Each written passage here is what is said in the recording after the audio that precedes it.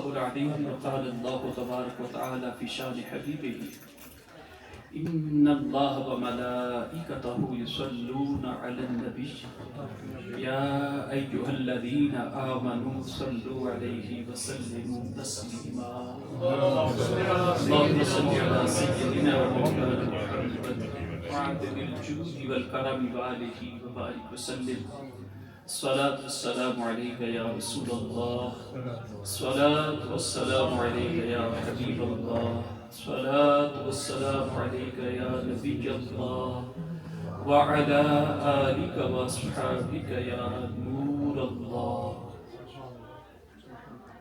الحمدللہ محفل میلاد مصطفیٰ جاری و ساری ہے، بلکہ اپنے عروج پہ ہے، اور ہمارا یقین ہے، عقیدہ ہے کہ اللہ تبارک و تعالیٰ کی رحمتیں برس رہی ہیں.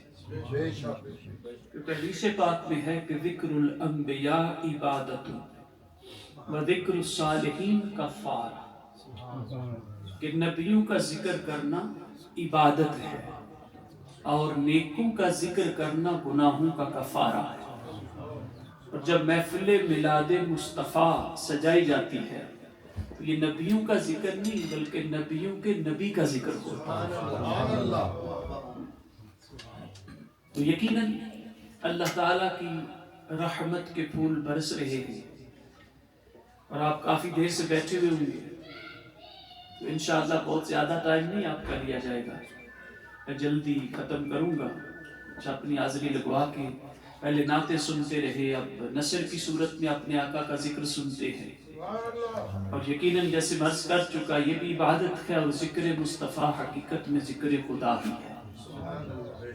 اور یہ جو حضور کی ثناخوانی ہے، یہ تو چھوٹی چھوٹی محفلیں ہم کرتے ہیں، اس پہ تو اتنی بڑی بڑی محفلیں ہوئی، اور اتنی بڑی محفل ہونی ہے کہ جو ہمارے تصور میں بھی نہیں. مفتی احمد یار حنیمی رحمت اللہ تعالی علیہ حکیم الامت، وہ لکھتے ہیں، آپ نے بھی سنا ہوگا، قرآن میں پڑھا بھی ہوگا، کہ قیامت کا دن 50,000 سال کے برابر ہے. Just one day is equal to 50,000 years. 50,000 سال کے برابر ایک دن. اور اس میں حساب و کتاب ہونے ساری انسانیت کا، جتنے آدم علیہ السلام سے لے کر آخری دن تک آئیں گے، سب کا حساب و کتاب. تو آپ فرماتے ہیں کہ آدھے دن میں حساب و کتاب مکمل ہے. Within 25,000 years, accountability will be done. Within half day, جو حساب و کتاب وہ ہو جائے گا آدھے دن میں، یعنی 25,000 سال میں. تو اگلے 25,000 سال حکیم الامت فرماتے ہیں وہ حضور کی ثناخوانی ہوگی. سبحان اللہ، سبحان اللہ. تو وہ محفل کتنی لمبی ہونی ہے، حضور کی ثناخوانی کتنی ہونی ہے، کتنی لمبی. اور دیکھیں اس دن تو اللہ تبارک و تعالی پہلے جلال میں ہوگا، حضور کے صدقے پھر رب کا جلال بھی جمال میں تبدیل ہوگا. اور ساری انسانیت دیکھیں، یعنی اس دن بھی رب ذوالجلال نے ساری انسانیت کو اپنے محبوب کی شان دکھانی ہے. اسی لیے امام حسن رضا خان فرماتے ہیں، فقط اتنا سبب ہے ان اقعاد بزم محشر کا کہ ان کی شان محبوبی دکھائی جانے والی ہے. یہ کل بروز قیامت اللہ تبارک و تعالیٰ نے ساری انسانیت کو دکھانا ہے کہ دیکھو میرے محبوب کی شان کتنی ہے. میں نے اپنے محبوب کو کیسی شان عطا کی کہ جب میرا جلال عروج پہ تھا، کوئی میری بارگاہ میں آ نہیں رہا تھا. جس نبی کے پاس بھی گئے وہ یہی کہہ رہا تھا، لا اسألک الجوع نفسی نفسی، کہ آج اپنی جان کی فکر ہے، رب کی بارگاہ میں کوئی سوال نہیں کروں گا. اذهبوا الى غیری، کسی اور کی طرف جاؤ. چلتے چلتے آدم علیہ السلام سے لے کر آقا علیہ السلام تک پہنچیں گے، ان سے پہلے عیسیٰ علیہ السلام تک ہر کوئی یہی کہے گا، اذهبوا الى غیری، اذهبوا الى غیری. ارے میرے علاوہ کسی اور کی طرف جاؤ، میں رب کی بارگاہ میں سفارش نہیں کر سکتا، شفاعت کا دروازہ میں نہیں کھول سکتا. ارے ہر نبی یہ کہہ رہا ہوگا. اور جب سرکار کی بارگاہ میں پہنچیں گے تو میرے آقا یہ نہیں فرمائیں گے اذهبوا الى اللہ یا اذهبوا الى غیری. آقا فرمائیں گے آنا رہا، میں ہوں نا اس کام کے لیے، میں ہوں نا. میں شفاعت کروں گا نا، میں رب کی بارگاہ میں جاؤں گا نا، تو اس وقت بھی ساری کائنات والے، سارے انسان ہمارے آقا کی شان دیکھیں گے کہ جب ہر کوئی کہہ رہا تھا، کہیں گے سارے نبی اذهبوا الى غیری، میرے نبی کے لب پر آنا لہا ہوگا۔ ارے ہر کوئی کہہ رہا تھا جاؤ کسی اور کی طرف، کسی اور کی طرف جاؤ، لا اسألک اليوم نفسی نفسی، آج اپنی جان کی فکر ہے، لیکن آقا فرمائیں گے میں ہوں نا، میں اس کام کے لیے ہوں، میں شفاعت کے لیے ہوں، میں شفاعت کروں گا۔ اور اس دن پھر جب سارے دیکھیں گے کہ کوئی نہیں جا رہا تھا رب کی بارگاہ میں، کوئی نہیں سوال کر رہا تھا، یہ کیسے محبوب ہیں کہ یہ کہہ رہے کہ میں ہوں، اور پھر آقا سب کو لے جا کر ایک سجدہ ایسا کریں گے کہ رب کا جلال جمال میں تبدیل ہو جائے گا، اور رب ذوالجلال فرمائے گا اے محمد ارفع راسک سل تعطا، اے محمد سر اٹھائیے، مانگیے کیا مانگتے ہیں، جو مانگیں گے عطا کیا جائے گا، شفاعت کیجئے اپنی شفاعت قبول کی جائے گی۔ اس وقت ہر کوئی دیکھے گا اور پھر ہر کوئی تعریف کرے گا کہ کیسے محبوب ہیں، کیا شانیں ہیں، کیا مرتبہ ہے، وہی ہمارے آقا کا مقام محمود ہے۔ یہ حمد سے ہے، یہ رب نے جو حضور علیہ السلام کو شانیں عطا کی ہیں، ان میں سے ایک یہ بھی کہ رب نے، امام راضی فرماتے ہیں کسی نبی کا نام بھی حمد سے مشتق نہیں کیا سوائے اپنے محبوب کے نام کے، اور ایک نہیں، حمد سے ہی مشتق کر کے ان کو محمود بھی بنایا، حمد سے ہی مشتق کر کے ان کو حامد بھی بنایا، حمد سے ہی مشتق کر کے ان کو محمد بھی بنایا۔ تو یہ حضور کی شان ہے، ان کی آمد کی خوشی میں ہم محفل سجا کر بیٹھے تو یقیناً ہم ان کی آمد کی خوشی کر رہے ہیں، رب ہم سے خوش ہو رہے۔ اور قرآن کریم میں جو میں نے آیہ کریمہ تلاوت کے رب فرماتا ہے محبوب آپ کہیے ان کو، کہہ دیجئے قل، آپ فرمائیے کہ اللہ کے فضل اور اسی کی رحمت کا چاہیے کہ خوشی کریں۔ یا حکم جو ہے نا فَلْيَفْرَحُوا، یہ عربک گرامر کے اعتبار سے دیکھیں تو امر کا صیغہ ہے جس میں حکم دیا جاتا ہے، جیسے نا اقیم الصلاۃ کہ نماز قائم کرو، وآتوا الزکاۃ نماز ادا کرو، تو یہ امر کے صیغے ہیں، حکم ہے، یہ نماز فرض، زکوٰۃ فرض ادا کرو، جہاں بھی امر کا صیغہ کہ فَلْيَفْرَحُوا کہ جب رب کا فضل ملے، رب کی رحمت ملے، پھر چاہیے کہ خوشی کرو، فَلْيَفْرَحُوا رب حکم دے رہا ہے، لیکن معاملہ تھوڑا سا عجیب کہ قرآن ہی میں رب فرماتا ہے ان اللہ لا يحب الفرحین، کہ اللہ تبارک و تعالی بہت خوش ہونے والوں کو پسند ہی نہیں کرتا۔ یہ فَلْيَفْرَحُوا فرحت سے ہے، فرحت، اور فرحت کا معنی ہے بہت زیادہ خوشی کرنا، بہت زیادہ خوشی منانا۔ تھوڑی سی خوشی ہوتی ہے نا اس کو کہتے ہیں مسرت، تو مجھے مسرت ہوئی یہ سن کر، آپ کو کامیابی ملی مسرت ہوئی، یہ کام ہو گیا مسرت ہوئی، لیکن کبھی جو ہے وہ ایسی خوشی ہوتی ہے کہ بہت زیادہ خوشی ہو جاتی ہے، تو اس کو کہتے ہیں فرحت، بہت زیادہ خوش ہونا، یہ رب کو پسند نہیں۔ ان اللہ لا يحب الفرحین، بہت زیادہ خوش رہنے والوں کو رب پسند ہی نہیں کرتا، لیکن اس مقام پر رب خود فرما رہے فَلْيَفْرَحُوا کہ تھوڑی بہت نہیں، مسرت نہیں کرنی، فَلْيَفْرَحُوا بہت زیادہ خوشی کرنی ہے، فرحت کرنی ہے، بہت زیادہ خوشی ہو، تو اسی کو کہتے ہیں جشن ہے، کہ جشن منا رہے ہیں۔ بہت زیادہ جب خوشی کرتے ہیں تو اس بڑی خوشی کو نام دیا جاتا ہے جشن کا، کہ جشن منا رہے ہیں۔ اسی لیے ہم کہتے ہیں کہ جشن عید میلاد النبی، کہ یہ خوشی عام خوشی نہیں، یہ بڑی خوشی ہے، کیونکہ ہر خوشی اسی خوشی کے سبب سے۔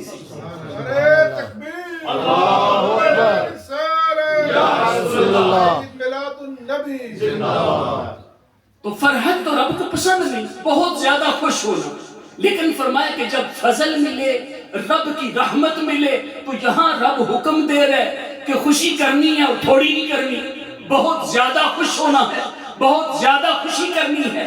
اب فضل اور رحمت کے ملنے پر رب نے فرما دیا، اب فضل بے شمار قسمیں، جو بھی ہمیں نعمت ملتی ہے وہ فضل ہے، وہی رحمت ہے۔ اولاد بھی فضل و رحمت ہے، جاب بھی فضل و رحمت ہے، رزق بھی فضل و رحمت ہے، عزت بھی فضل و رحمت ہے، سکون بھی فضل اور رحمت ہے۔ رزق جو مل رہا ہے آسانی سے مل رہا ہے، آسانی آنا فضل و رحمت ہے۔ تو جو بھی ہمیں مل رہا ہے، جو بھی نعمتیں ہیں، وہ فضل بھی ہے، رحمت بھی ہے۔ لیکن تفاسیر اٹھا کر دیکھیں کہ رب کا سب سے بڑا فضل اور سب سے بڑی رحمت رب کے محبوب ہی ہیں، حضور کی ذات ہے۔ ان سے بڑا کوئی فضل بھی نہیں، ان سے بڑی کوئی رحمت بھی نہیں۔ تو اگر کہا جائے کہ فضل اور رحمت ملنے پر خوشی کرنی ہے، تو پھر کوئی فضل اور رحمت ملے تو اس پر خوشی کریں، اور جب سب سے بڑا فضل، سب سے بڑی رحمت ملے تو فَلْيَفْرَحُوا، پھر سب سے زیادہ خوشی بھی کرنی ہے۔ مرحبا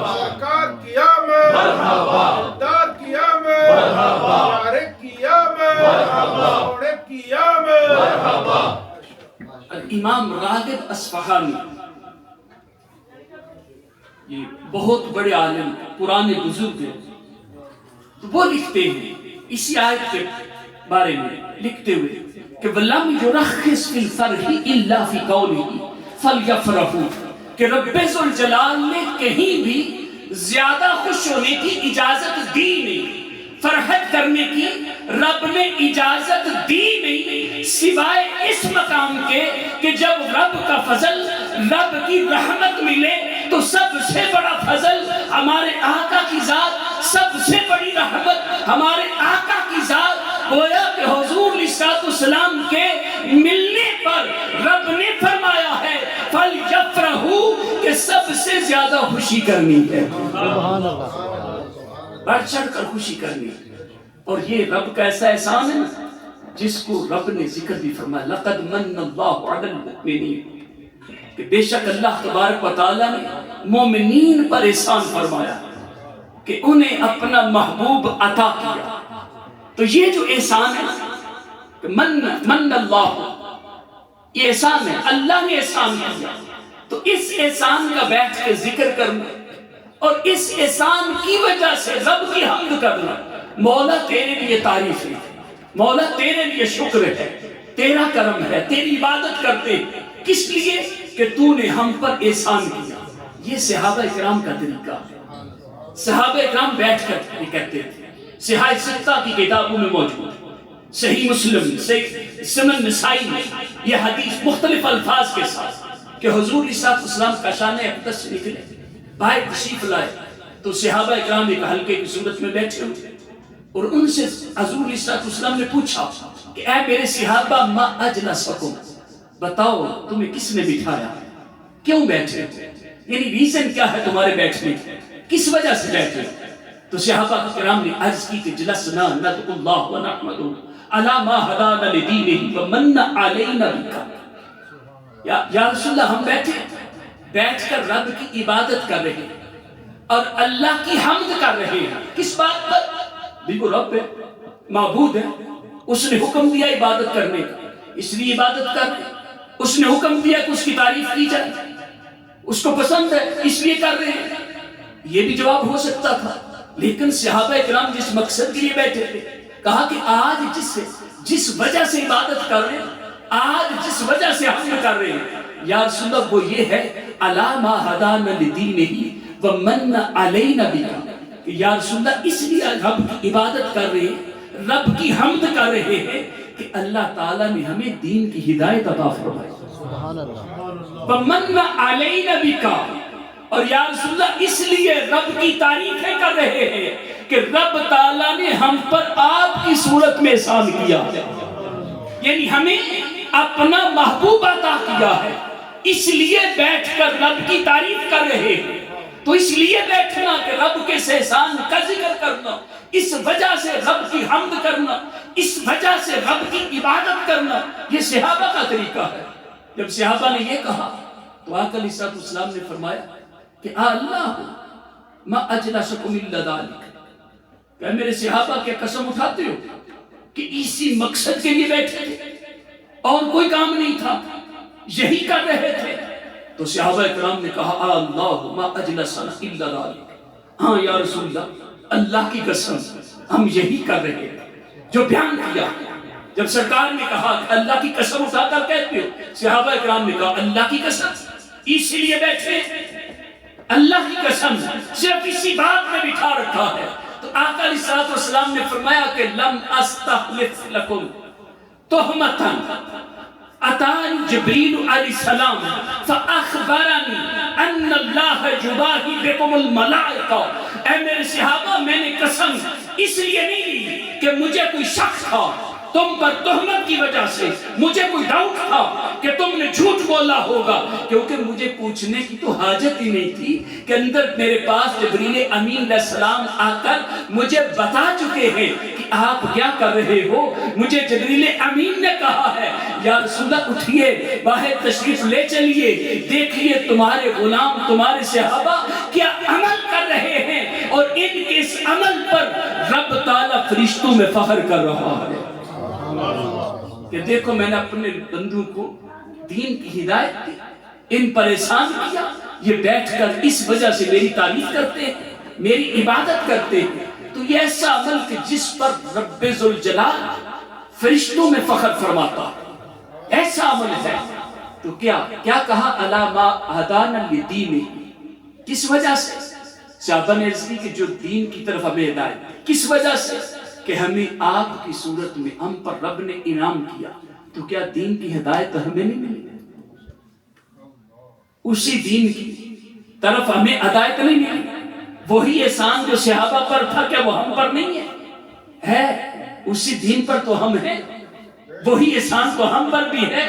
تو جب صحابہ پر احسان ہو، صحابہ کو دین کی طرف ہدایت ملی، تو وہ بیٹھ کر اس احسان کا ذکر کریں، رب کی حمد بیان کریں، تو ہمیں بھی تو کرنا چاہیے۔ اور الحمدللہ ہم یہی تو بیٹھ کر کر رہے ہیں کہ مولا تیرا شکر تو نے دین کی طرف ہدایت دی، مولا تیرا شکر ہم پر اپنے محبوب کی صورت میں احسان کیا۔ اور کتنے بڑے محبوب ہے رب کے حضور علیہ الصلوۃ والسلام، اور بالخصوص ولادت کے حوالے سے خوشی کرنا رب کو پسند کتنا، رب نے تو خود اہتمام کیا۔ آج ہم تو اپنی وسعت کے مطابق کرتے ہیں کہ جتنی کسی کو وسعت ہے، جتنا وہ افورڈ کر سکتا ہے وہ کوشش کرتا ہے۔ رب ذوالجلال تو قادر مطلق ہے، وہ خالق کائنات ہے، اس نے کیسے انتظام کیے حضور علیہ الصلوۃ والسلام کی۔ ہم تو ولادت کی خوشی کر رہے ہیں کہ جب سرکار بشری صورت میں پیدا ہوئے، ہم اس دن کی خوشی مناتے ہیں۔ اور اللہ تبارک و تعالیٰ نے تو اس وقت انتظام فرمائے جب ابھی ولادت نہیں ہوئی، ابھی صرف نور مصطفیٰ اپنے والد کے ہاں سے والدہ محترمہ کے ہاں منتقل ہوا۔ جس رات نور مصطفیٰ والدہ کے ہاں منتقل ہوا، ابن عباس کہتے ہیں بے شمار علامات ظاہر، کئی سارے معجزات کا ظہور ہوا۔ ان میں کہتے ہیں ایک یہ تھا، اب یہ سمجھیے گا کہ یہ انتظام کس نے کیے، یہ اہتمام کس نے کیے، یہ شعور کس نے دیا، یہ خوشیاں کس کے کہنے پر منائی گئی، یہ خوشیوں کو سمجھا کیسے گیا۔ کہتے ہیں اس وقت جو علامات ظاہر ہوئی ان میں سے ایک یہ تھی، کان من دلالات حمل النبی صلی اللہ علیہ وسلم ان کل دابۃ لقریش نطقت تلک اللیلہ وقالت حمل برسول اللہ صلی اللہ علیہ وسلم ورب الکعبۃ هو امام الدنیا وسراج اہلها ومرت وحوش المشرق الى وحوش المغرب وكذلك اہل البحار یبشر بعضهم بعضا به۔ حضرت ابن عباس کہتے ہیں کہ جس رات نور مصطفیٰ والد کے ہاں سے والدہ کے ہاں منتقل ہوا، کئی علامات ظاہر ہو گئی۔ ان میں سے ایک یہ تھی کہ قریش مکہ کے جتنے جانور تھے، ان کی بھیڑیں، بکریاں، گائے، اونٹ، اللہ تعالیٰ نے سب کو بولنے کی طاقت عطا کر، سارے جانور بول اٹھے۔ ابھی حضور کی ولادت نہیں ہے، یہ قوت گویائی کون دے رہا ہے، یہ سپیکنگ پاور کون دے رہا ہے؟ یقیناً رب ذوالجلال ہے۔ رب کو منظور تھا، رب کو مطلوب تھا، اس کی بارگاہ میں مقبول تھا، اسی کا حکم تھا، اسی لیے ہر جانور بول اٹھا اور بول کر کیا کہا؟ رب کی حمد نہیں کی، اس نے کوئی اور کام نہیں کیا، ہر جانور بول اٹھا اور بول کر کہا حمد برسول اللہ صلی اللہ علیہ وسلم۔ ارے ہر جانور نعرہ لگا رہا تھا، حضور آ گئے۔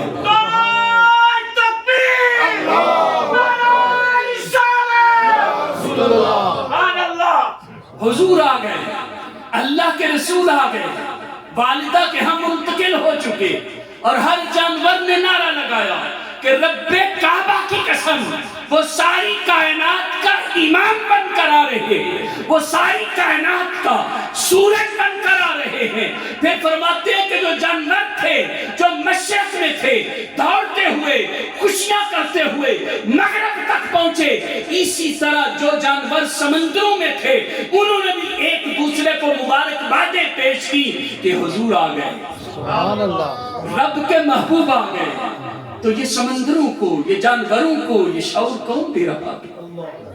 اور رب نے شعور دے کر یہ تو نہیں کہا میری عبادت کرو، میری حمد کرو، رب نے انہیں شعور دیا کہ میرے محبوب آنے والے تھے، اس لیے محبوب کی آمد کی خوشیاں کرو۔ تو جانور بھی خوشیاں کرتے رہے، وہ رب ہے، والد ہے، خالق ہے، قادر مطلق ہے، تو اس کے حساب سے اس نے انتظام کیے، اور ہم اپنے حساب سے کرتے، ہم اس کے بندے ہیں، محبوب علیہ السلام کے امتی ہیں، حضور علیہ السلام کے صدقے ہم پر کتنے کرم ہیں۔ اور پھر ولادت کی خوشی، صحیح بخاری شریف کی روایت ہے، آپ نے بے شمار مرتبہ سنی ہوگی کہ ابو لہب نے، سرکار کا چچا ہے، اس نے خوشی کی تھی، اور اس نے خوشی کس لیے کی؟ یہ نہیں کہ میرے نبی ہیں، اس لیے بھی نہیں کہ امام الانبیاء ہیں، اس لیے بھی نہیں کہ یہ رب کے محبوب ہیں، وہ تو تھا ہی کافر، بعد میں بھی کافر رہا، پکا کافر ہے، جہنمی ہے، عذاب میں ہے، جہنم میں ہے، پوری صورت اس کے خلاف نازل ہوئی ہے، اس کی ہلاکت بیان ہوئی ہے۔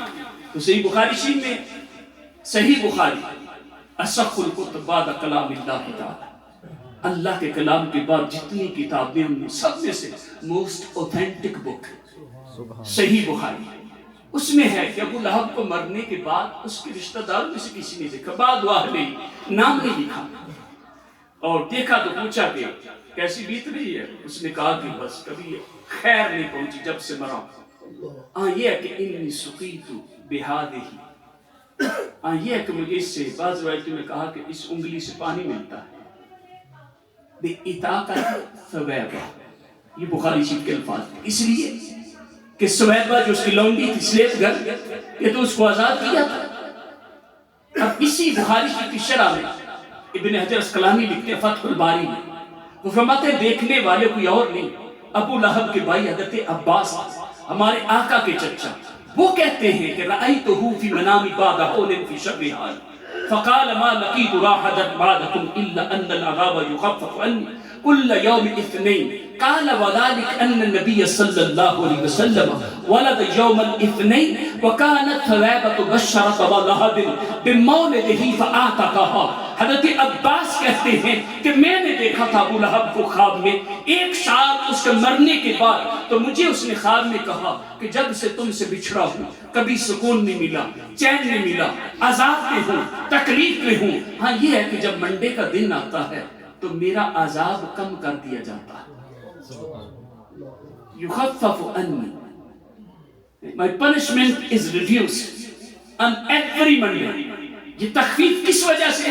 حضرت عباس خود کہتے ہیں اس لیے کہ منڈے کو حضور علیہ السلام کی ولادت ہوئی، اور اس کی لونڈی ثویبہ نے جا کر خوشخبری سنائی کہ تیرے بھائی عبداللہ کے گھر بیٹا ہوا ہے، تو اس نے خوشی میں اس کو کہا کہ جا تو آزاد ہے۔ تو رب تعالیٰ کو اس کا عمل یہ پسند آ گیا، اللہ تبارک و تعالیٰ ہر منڈے کو اسے جزا دیتا۔ کافر ہے، جہنم میں ہے، اس کے کفر پر، اس کے جہنمی ہونے پر قرآن شاہد ہے۔ اگر اس کے کفر میں، جہنمی ہونے میں کوئی شک کرے وہ بھی کافر ہو جائے گا، ایسا پکا کافر، قطعی کافر ہے۔ لیکن محبوب کی ولادت کی خوشی کرتا ہے، نبی مان کر نہیں، بھتیجا، صرف بھتیجے کی آمد کی خوشی کہ میرے بھائی کے گھر بیٹا ہوا، تو رب اسے جزا دیتا ہے۔ تو بتاؤ جو مسلمان خوشی کرے، اسی کا جواب دیتے ہوئے سمجھاتے ہوئے ابن جزری رحمت اللہ تعالی علیہ اسی حدیث پر تبصرہ کرتے ہوئے مسلمانوں کو بتاتے ہیں کہ اے مسلمانوں اذا کان ابو لہب الکافر الذی نزل القرآن بدمہ جوزیا بفرحہ لیلۃ مولد النبی صلی اللہ علیہ وسلم فما حال المسلم الموحد من امتہ يسر بمولدہ ويبذل ما اتصل علیہ فی محبتہ لعمر انما يكون جزاؤه من اللہ الکریم ان يدخلہ بفضلہ الامین جنات النعیم۔ کیا خوبصورت بات سمجھائی ہے۔ کہتے لوگوں جب ابو لہب پکا کافر ہے، جہنم میں ہے، ولادت کی رات وہ خوشی کرے، ہے کافر جہنم میں، ولادت کی رات خوشی کی صرف بھتیجا سمجھ کر، نبی مان کر نہیں، امام الانبیاء مان کر نہیں، لیکن خوشی کی تو اللہ تعالیٰ جہنم میں رکھتے ہوئے اس کافر کو جزا دیتا ہے۔ تو بتاؤ اس مسلمان کا حال کیا ہوگا جو اسی محبوب کا امتی ہو، ان کا کلمہ پڑھنے والا ہو، اللہ کی توحید پر ایمان رکھنے والا ہو، بتاؤ اس کا حال کیا ہوگا، اور جتنا ہو سکے ان کی محبت میں خرچ کرنے والا ہو، بتاؤ اس کی جزا کیا ہے۔ پھر کہتے مجھے میری زندگی کے قسم اس کی جزا یہی ہے کہ جب وہ سرکار کا امتی جو ولادت کی خوشیاں کرتا رہا مر کر رب کی بارگاہ میں پہنچے گا، رب ذوالجلال اپنے فضل سے اسے ساری جنتیں عطا فرما دیں۔ سبحان اللہ، سبحان اللہ۔ پکے کافر کو جزا مل رہی ہے، بخاری شریف میں ہے، اس کا عذاب کم ہوتا ہے، وہ تو ہے ہی کافر، ہے ہی جہنم میں۔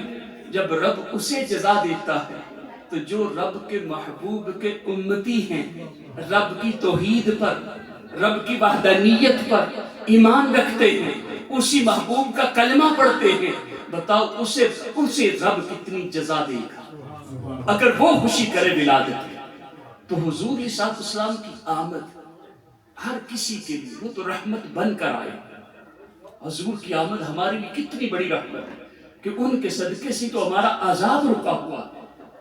آپ پہلی امتوں کے بارے میں پڑھیں کہ ایک گناہ میں پوری امت مبتلا، یعنی اس کے اکثر لوگ، رب نے امت کو تباہ کر دیا۔ کسی ایک گناہ میں مبتلا ہوئے تباہ ہو گئے، وہ جو ان میں انفرادی طور پر گناہ پائے جاتے تھے آج اس امت میں ہی ہو رہی ہے۔ لیکن اللہ تعالیٰ ساری امت کو اجتماعی عذاب دے کر تباہ نہیں کر رہا، بلکہ ابو جہل نے حضور کا انکار کرتے ہوئے یہاں تک کہا، کعبہ کو جا کر دیوار پر ہاتھ رکھ کر غلاف پکڑ کر کہا کہ اگر آپ سچے رسول ہیں تو پھر کیجئے بد دعا، ہمارے خلاف دعا کیجئے، دعائے زرد کیجئے کہ اللہ تعالیٰ ہم پر پتھروں کی بارش برسائے اگر سچے رسول ہیں۔ ابو جہل نے یہ کہا، لیکن جب اس نے یہ کہا تو رب نے قرآن نازل کر دیا۔ رب نے فرمایا ما کان اللہ لیعذبہم وانت فیہم۔ اے محبوب یہ رب کی شان کے لائق نہیں، بھلے یہ عذاب مانگ رہے ہیں لیکن یہ رب کی شان کے لائق نہیں کہ آپ کے ہوتے ہوئے ان پر عذاب کرے۔ تو ان کے صدقے سے ہمارے عذاب رکے ہوئے ہیں، ان کے صدقے بھارے، ان کے صدقے یہ ساری نعمتیں مل رہی ہیں، انہی کا صدقہ ہم کھا رہے ہیں، انہی کے صدقے قبر میں کرم ہوگا، انہی کے صدقے حشر میں کرم ہوگا، انہی کے صدقے پل صراط پار کریں گے، انہی کے صدقے دخول جنت کا ہمیں سرٹیفکیٹ ملے گا، انہی کے صدقے بخشش ہوگی، انہی کی شفاعت کے تو ہم امیدوار ہیں۔ تو پھر اس نعمت کا شکر ادا نہ کریں، چرچا نہ کریں۔ رب تو فرماتا ہے اما بنعمت ربک فحدث، کہ کوئی بھی نعمت تمہیں ملتی ہے تو اس کو تحدیث نعمت کے طور پر بیان کرو، چرچا کرو، اور یہ تو نعمت عظمیٰ ہے۔ خود بخاری شریف نے فرمایا محمد نعمت اللہ، محمد صلی اللہ تعالی وسلم اللہ تعالیٰ کی عظیم نعمت ہے۔ تو پھر اس نعمت کا کتنا شکریہ ادا کرنا چاہیے، اور وہ شکر تو ہم ادا کر ہی نہیں سکتے۔ جو حق ہے نا ہمارے آقا کا ہم پر کہ ہم ان کا شکر ادا کریں، ایک دوسرے کا کرتے ہیں، کسی نے احسان کیا ہو اپنی اولاد کو بھی کہہ کے جاتے ہیں، جو نسلی لوگ ہیں اپنی اولاد کو بھی کہتے ہیں کہ فلاں نسل والوں نے، فلاں خاندان والوں نے ہمارے اوپر احسان کیا۔ باپ اولاد کو کہتا ہے، دادا اپنے بیٹے کو کہتا ہے، پھر وہ اپنے بیٹوں کو کہتا ہے کہ اس خاندان کے ساتھ اچھے مراسم رکھنا، ان کے بڑوں نے ہم پر احسان کیا. ایک احسان ہوتا ہے, کوئی ایک عزت کی بات ہوتی ہے, کوئی ایک وقت ایسا آتا ہے کہ کسی نے آپ کا ساتھ دیا ہوتا, آپ کے بڑوں کا ساتھ دیا ہوتا ہے, آپ یاد رکھتے ہیں, اولاد کو بتاتے ہیں اور کہتے ہیں ہم بتا کے جائیں گے کہ انہوں نے ہم پر احسان کیا تھا. اور حضور کے احسانات کیا ان کا کوئی شمار ہے؟ کیا ان کو کاؤنٹ کر سکتے ہیں؟ حضور کا جو حق ہے ہم پر, حضرت ابراہیم بن احمد کہتے ہیں, سبل الہدا و رشاد میں ان کا قول لکھا ہے, وہ کہتے ہیں کہ ولادت کی رات حضور کی ساری امت, 1 2 4 5 ہزار 10 ہزار لاکھ لوگ نہیں, ساری امت سر کے بل کھڑی ہو جائے, اتنی مشقت اٹھائے اور حضور کا شکر ادا کرے, تو جتنا حق ہے اس کا 10واں حصہ بھی ادا نہیں ہو سکتا. تو ہم ساری زندگی میں بیٹھ کر یہ محفلیں سجائیں, حضور کی تعریف کرتے رہے, عبادتیں کرتے رہے, شکر ادا کرتے رہے اللہ کا, اس کے محبوب کا, تو یہ حق ہم ادا نہیں کر سکتے. ہم جو کوشش کرتے ہیں تو صرف یہ کہ ان کے ذکر کرنے والوں میں ہمارا نام آ جائے, کہ کل بروز قیامت جب نامہ اعمال کھلے تو اس میں یہ بھی لکھا ہو کہ یہ حضور کا امتی ہے, بیٹھ کر رب کا شکر ادا کرتا, حضور کی نعتیں پڑھتا اور کہتا کہ میں حضور کا امتی ہوں, ان سے محبت کرنے والا. تو ہم بس ان میں اپنا نام لکھوا سکتے ہیں. تو اللہ تعالیٰ کی بارگاہ میں دعا ہے کہ اللہ تعالیٰ ہماری اس حاضری کو قبول فرمائے, اور اہل خانہ کو اللہ تعالیٰ جو ولادت مصطفیٰ کی خوشی میں محافل کرنے پر اللہ تعالیٰ نے اجر و ثواب رکھا ہے, جو کتابوں میں لکھا ہے, جو ہمارے بزرگوں نے بیان کیا ہے, 1000 سال پہلے کی کتابوں میں یہ لکھا کہ جہاں محفل میلاد مصطفیٰ ہوتی ہے وہ گھر, وہ بستی, وہ علاقہ اللہ تبارک و تعالیٰ آفات و بلیات سے محفوظ رکھنا. تو ہم دعا کرتے ہیں کہ اللہ تعالیٰ اس گھر کے ہر فرد کو, چھوٹے بڑے کو, ہر قسم کی آفت مصیبت سے محفوظ رکھے, اور جو ولادت مصطفیٰ کی خوشی میں محفل کرنے کا اجر اللہ تعالیٰ کی بارگاہ میں بہترین ہے, وہ اہل خانہ کا مقدر بنا. آمین بجاہ النبی الامین صلی اللہ تعالی علیہ وسلم.